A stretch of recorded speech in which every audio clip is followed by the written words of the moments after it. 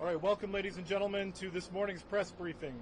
Today, leaders will present information on the maritime narcotics interdiction, deployment, and contraband offload by the crew of the U.S. Coast Guard cutter James, and the interagency partnerships and collaboration that make these results possible.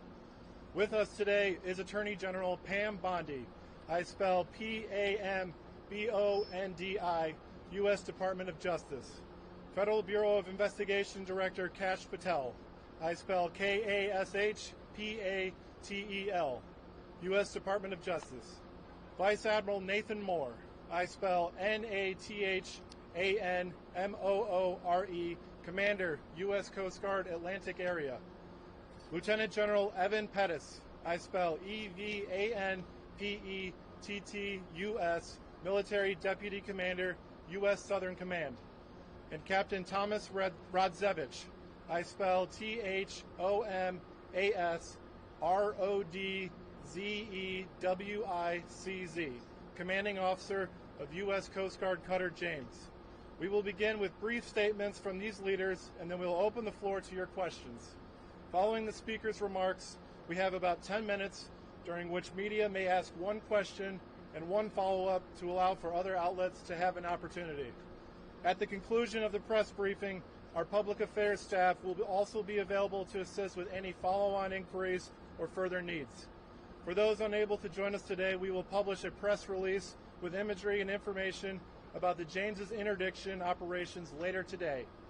I request that any questions you may ask are focused on the Coast Guard's drug interdiction operations and the cutter James. I know that we have several leaders here today, and you may have other questions for them, and we are happy to refer those to the appropriate authority to be answered at another time. But we invited you here today for the James offload. Thank you, and it is now my pleasure to introduce the U.S. Attorney General, the Honorable Pam Bondi.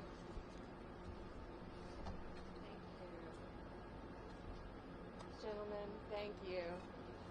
Cash, thank you. Director Patel, and I've got Acting U.S. Attorney Greg Kehoe, Middle District of Florida, behind me. Thank you all for being here today. Today's operation is an example of the unprecedented collaboration between the military and the Department of Justice components, working closely with the U.S. Coast Guard. And look at all these great men and women in the Coast Guard. Thank you so much for your dedication. This is a textbook example of the Justice Department supporting the fight against violent crime. These drugs are worth over $500 million.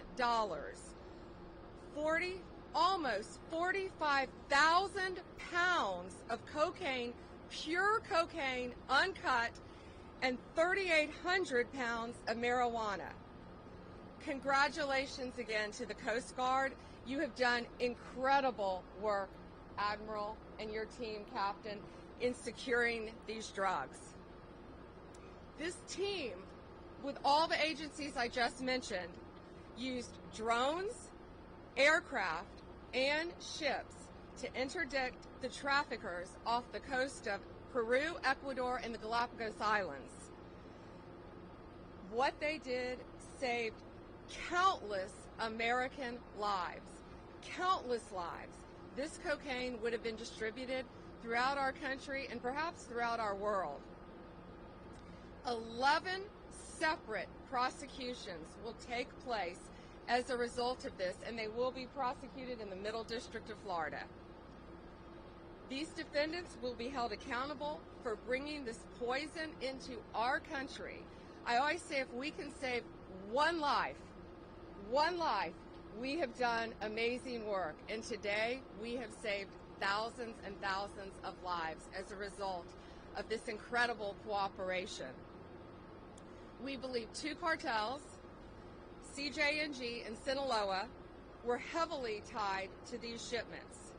This is a major blow to their financial operations and their efforts to distribute drugs throughout our country.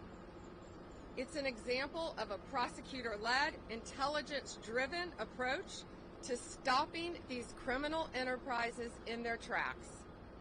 DOJ and all of the agencies involved will continue to dismantle this transnational criminal organization, lock these criminals up, and keep our country safe. The drugs that you have seen today will no longer destroy lives. They will help us lock up the criminals. Thank you all, and it is my honor to introduce the Director of the Federal Bureau of Investigation, Kash Patel.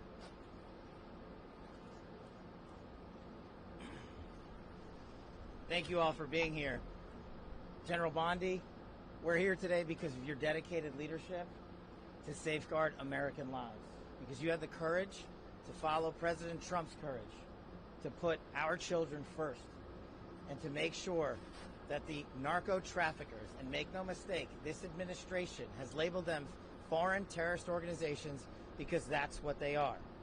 There is no lethal force on planet Earth that is responsible for an overdose death of an American citizen every 7 minutes, more so than these federal terrorist organizations, foreign terrorist organizations.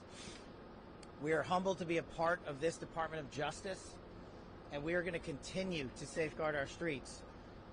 This is what it looks like when the United States whole-of-government approach brings every resource to bear, from the Department of Defense and the United States Coast Guard, from HSI, from FBI, from DEA, and so many others. They are going to get all the drugs off the streets, off the markets, and as Attorney General Bondi said, we are going to lock them up. They are no longer going to be free to roam. We are going to dismantle the next man up theory that has been breeding in these Mexican cartels for generations. No more. We are here today because of your brave work. The men and women of the FBI that I lead, I'm humbled and honored to be here in South Florida, where I spent so much of my career before I moved to Washington, D.C. And looking around, I'm awe-inspired by the fact that when you take the rules and regulations that blockaded these brave men and women of law enforcement military and you unshackle them, then you should look at this seizure and you should see how much it multiplies and see how many children and how many young adults and how many adults' lives that we have just saved. They did it. We're fortunate to be their leaders. We're humbled to be here. And you will see this happen across the country, because this is not a one-off for General Bondi. She has made this a mission priority, and the FBI will follow in every corner of this country and every square centimeter of this planet to eradicate the narco traffickers and the foreign terrorist organization that are killing American citizens. They will be held accountable. We will take preventive measures, and we will scour the ends of the earth to find every single one of them. Thank you so much for being here today.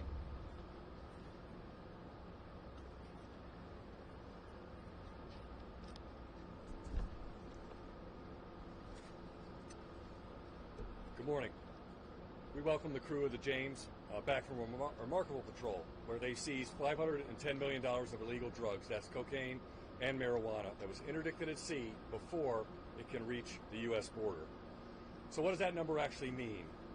You know, what does the number besides the dollar sign mean? It means 154 lives saved directly from cocaine-related overdose deaths in this country. It means that there's almost 11,000 less new cocaine users that are going to get access to the drugs. It means that we've saved at least $16.5 million on costs related to inmate care and health care for people inflicted with these drugs.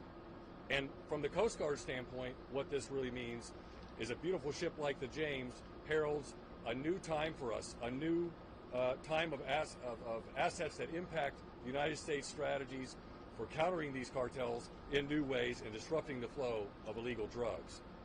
Just since February, the combined efforts of Coast Guard cutters James, Stone, Weishi, and Mohawk yielded over 59 metric tons of narcotics seized. That's $1.5 billion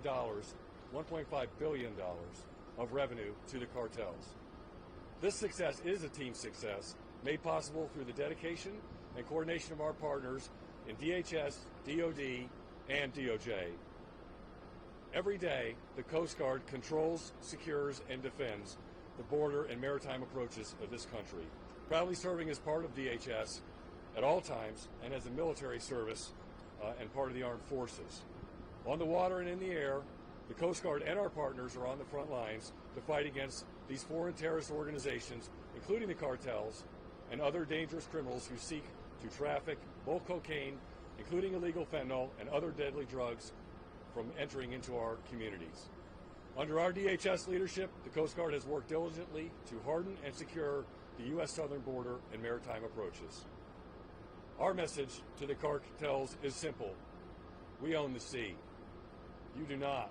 We will find you, we will hunt you down, we will stop you before you reach our border, before you can smuggle these drugs into our country. To the crew of the James you see here and all of our partners gathered, thank you for the great work keeping America safe. Thank you very much, everyone. Semper Paratus.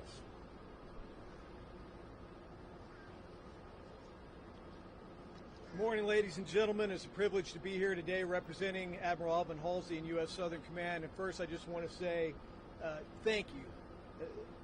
Attorney General Bondi, Director Patel, Admiral Moore, Captain Rodzovich, my apologies, and to the crew of the James, the brave men and women of the crew of the James. It's a real privilege to stand with you today.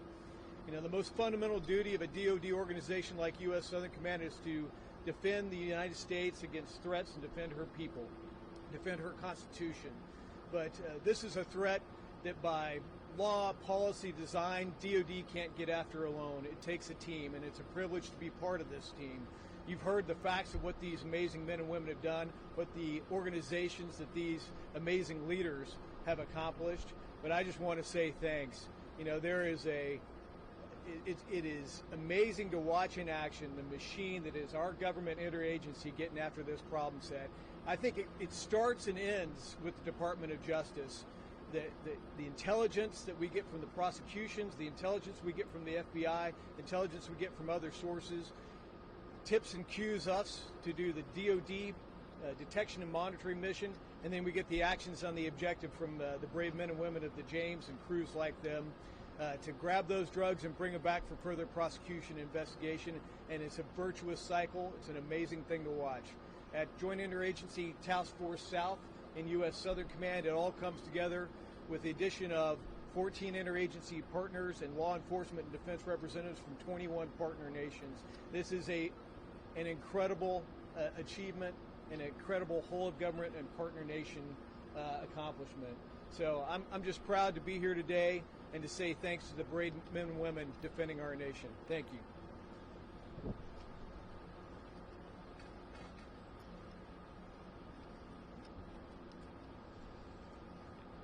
With great pride, I stand before you today reflecting on the tremendous accomplishments of Coast Guard Cutter James and the crew. What you see today is a result of the crew executing an unprecedented pace at sea of interdictions. In only 56 days in theater, James interdicted 11 drug smuggling vessels, seizing over 22 metric tons of cocaine and marijuana, and apprehending 34 narco traffickers. In all my years working in this vital mission, I have never witnessed such substantial results in such a short amount of time. What is not on display, though, is the incredibly challenging work done by our crew that went into these interdictions. We patrolled an area the size of the continental United States, finding the narco-terrorists' tiny, drug-laden vessels across the vast waters of the eastern Pacific is equivalent to finding the proverbial needle in a haystack. But the crew of the James showed narco-terrorists that we will find them. We show them that they are no match for the professional competence, technical expertise, and operational prowess of the James crew. We sent a message loud and clear that we can and that we will continue to stop them bringing harm and devastation to our border. Or as my ops boss would like to say, you can run, but you can't hide. Alongside our permanent party crew members, it's important to mention those who deployed with us, our law enforcement detachment, pilots and air crew, intelligence professionals, and the operators of our unmanned aircraft systems. Together, we are James, a team of teams. This team of tirelessly dedicated professionals traded time with family and friends to carry out our vital mission, stopping the flow of illegal drugs, cutting off profits that fueled deadly fentanyl trade, and ultimately protecting American communities and families from unimaginable heartbreak. This crew represents the best of the best, and I'm incredibly proud to serve with all of the dedicated professionals that deployed on James this patrol. Thank you for your time.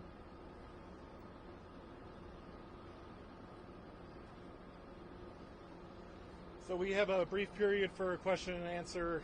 Before we open up the question and answer, I'll ask that you raise your hand, and then We'll call on you. Please state which speaker your question is for, what your name is, and which media outlet you're from.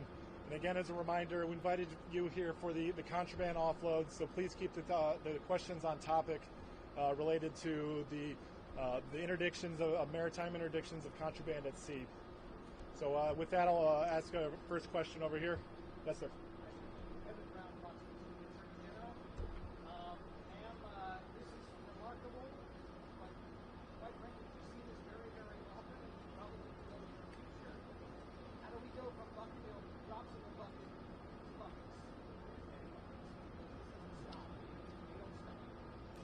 Evan, this is not a drop in the bucket.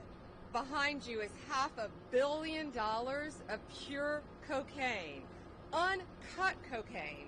So when they cut this poison with baking soda and whatever else they cut it with, it will multiply even more times than you can imagine. We are saving thousands and thousands of lives.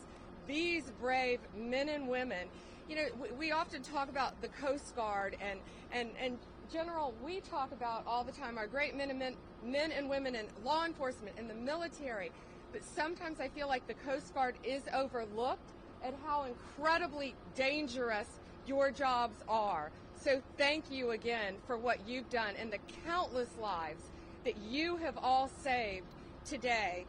By 11 defendants are going to be locked up, and if this isn't sending a message loud and clear to Sinaloa and these other cartels, it better be, because they know that these men and women, all of these agencies working together, are coming after them. And if there is more, they will find them and they will arrest them and we will prosecute them.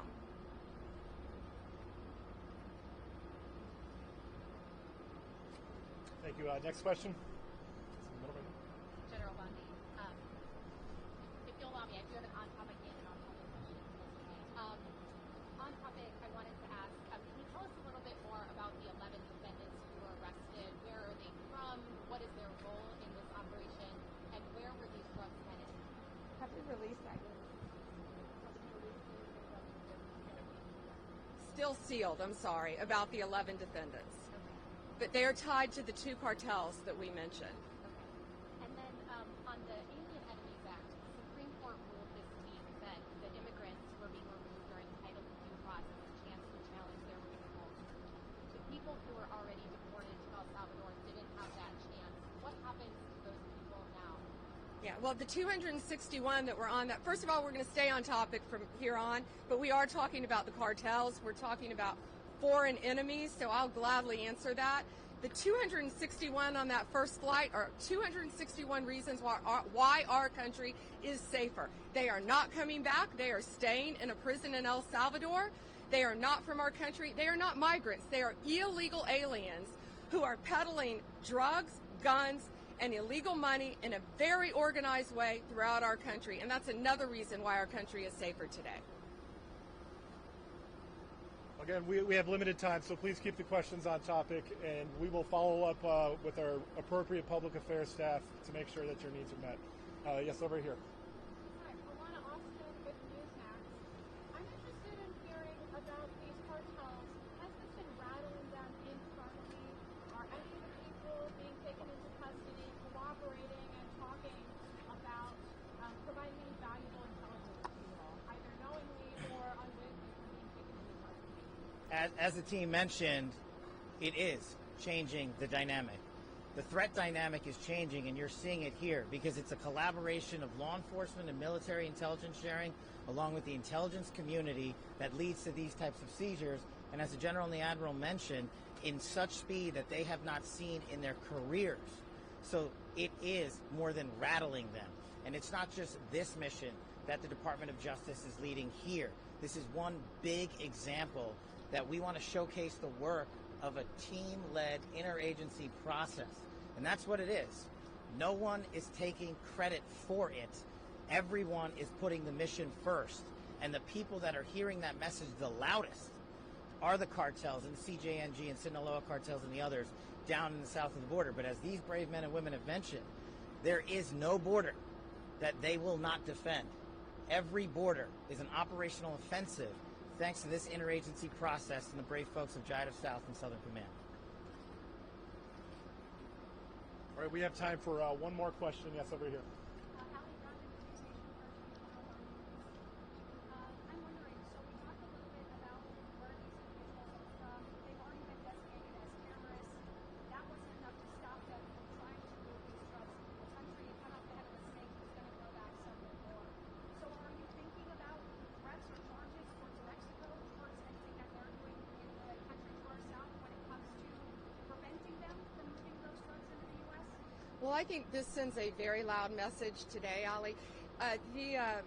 Sinaloa, all these gangs, TDA, MS-13, the cartels, all of the cartels throughout the world, I would think they're pretty frightened right now based on what's behind us, based on 11 defendants in custody as a result of this one bust, because it's all of these agencies standing behind me, working hand in hand with Homeland Security to get them off our streets. You're seeing what's happening. These people are an organized crime unit. And, we've shut down the borders in Mexico, Canada. So now I think they're probably increasing through our ships, through our ports, but they're not going to get away with it, thanks to all these great men and women. It's a multifaceted approach to catching them. As I said, using drones, using aircraft, using any technique available to our military, to Homeland Security, to the FBI, to the DEA, to all of these agencies working together. We are ahead of them. We are going to stop them. And whenever possible, we're going to lock them up forever or get them out of our country to keep Americans safe. That was Donald Trump's directive on day one when he got elected. Keep America safe, make America safe. And that's what all of these people standing here today are doing. Is Mexico doing enough to prevent it from flowing in? Thank you. That concludes today's press briefing. If you have any other follow-up questions, a member of the U.S. Coast Guard Public Affairs staff can help meet those. We also will have a news release that will be published this afternoon that summarize all the events, as well as has photographs and videos for each of you to access. Thank you very much.